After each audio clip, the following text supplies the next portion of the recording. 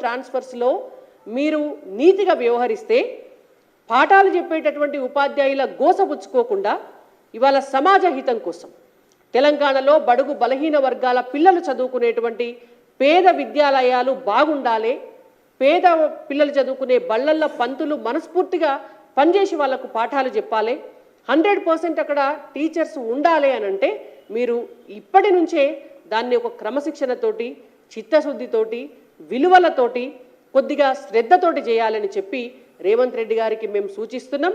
ఉపాధ్యాయుల ప్రమోషన్ల విషయంలో ఖచ్చితంగా వాళ్ళు అడుగుతున్నటువంటి పాత జీవోలు వాటినే అనుసరంగా చేసి కొత్త జీవోలను రద్దు చేసేటటువంటి విషయంలో మీరు ఒక కమిటీని వేసి సమీక్ష చేయాలని చెప్పి భారతీయ జనతా పార్టీ తరఫున టీచర్లందరికీ కూడా సమన్యాయం చేయాలని చెప్పి మేము డిమాండ్ చేస్తాం.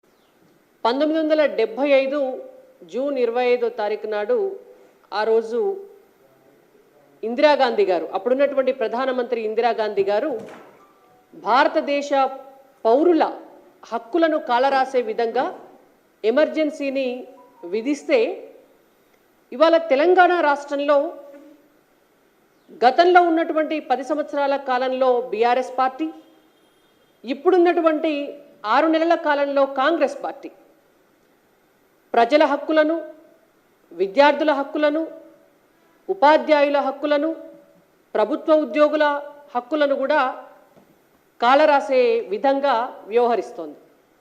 రేవంత్ రెడ్డి గారైతే ఇందిరాగాంధీ గారి వారసత్వాన్ని పుణికిపుచ్చుకొని అసలు ఈ రాష్ట్రంలో ఉన్నటువంటి ప్రజలకు హక్కులు ఉంటాయా, వారు ఎన్నికల సమయంలో ఇచ్చినటువంటి హామీలకు విలువ ఉంటుందా అన్నట్టుగా వ్యవహరిస్తున్నారు. చాలా చిత్రమైనటువంటి విషయం ఏంటంటే ఎన్నికల సమయంలో మేము ప్రజాపాలన అందిస్తాం, మేము ప్రజల కోసం పనిచేస్తాం, మేము ప్రభుత్వ ఉద్యోగుల పక్షాన ఉంటాం, మేము ప్రైవేట్ రంగంలో పనిచేసేటటువంటి వాళ్లకు బతుకు భరోసానిస్తాం, మేము రైతుల కోసం పనిచేస్తాం, మేము మహిళలకు చేయూతనిస్తామని చెప్పి, మేము నిరుద్యోగులకు ఉద్యోగాలు ఇస్తామని చెప్పి అధికారంలోకి వచ్చినటువంటి కాంగ్రెస్ పార్టీ 6 గ్యారంటీల పేరుతో, 13 హామీల పేరుతో, 69 దానికి అదనపు హామీల పేరుతో, మొత్తం గంపగుత్తగా అక్కడిక్కడ మాట్లాడిన ఒక 400 హామీల పేరుతో ఇవాళ జనం నెత్తి మీద ఒక గాడిద గుడ్డు పెట్టింది. మోసం తెలంగాణ ప్రజలను దగా చేసింది. ఆ ప్రజల్లో భాగమైనటువంటి ఉద్యోగుల విషయానికి వస్తే కూడా తెలంగాణ రాష్ట్రంలో బడి పిల్లలకు పాఠాలు చెప్పేటటువంటి పంతుళ్ళు గత 6 నెలల కాలం నుంచి కాళ్ళరిగేలాగా రేవంత్ రెడ్డి గారి ఇంటి చుట్టూ, ముఖ్యమంత్రి గారి కార్యాలయం చుట్టూ, సదరు ఆఫీసర్లు ఎవరన్నా ఉంటే వాళ్ళ కార్యాలయాల చుట్టూ కాళ్ళరిగేలాగా తిరుగుతున్నారు.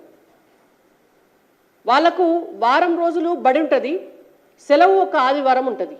ఆదివారం నాడు హైదరాబాద్కు వస్తే ఏ ఆఫీసర్ ఉండడు. విద్యాశాఖ మంత్రి ఉండడా అంటే విద్యాశాఖ మంత్రి లేడు.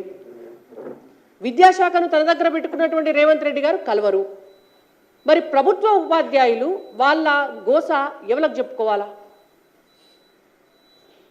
తెలంగాణ రాష్ట్రంలో 65,000 మంది ఎస్జిటి ఉపాధ్యాయులు ఉంటే ఈ 65,000 మంది ఎస్జిటి ఉపాధ్యాయుల ప్రమోషన్స్ విషయంలో గతంలో రాజీవ్ గాంధీ గారు ప్రధానమంత్రిగా ఉన్నప్పుడు వచ్చినటువంటి ఒక నూతన విద్యా విధానంలో భాగంగా ఆనాడు ఉమ్మడి ఆంధ్రప్రదేశ్లో ఉన్నటువంటి తెలంగాణ ప్రాంతంలో కూడా ఎస్జిటిల నియామకాల విషయంలో టీటీసీ చేసి ఉపాధ్యాయ వృత్తిలోకి ఎస్జిటిలుగా నియమించబడినటువంటి వాళ్ళతో వాళ్ళ నెంబర్ సరిపోకపోవడం వల్ల బీఎడ్ చేసినటువంటి వాళ్ళను కూడా ఎస్జిటిలుగా ఆ రోజు ప్రభుత్వం తీసుకోవడం జరిగింది.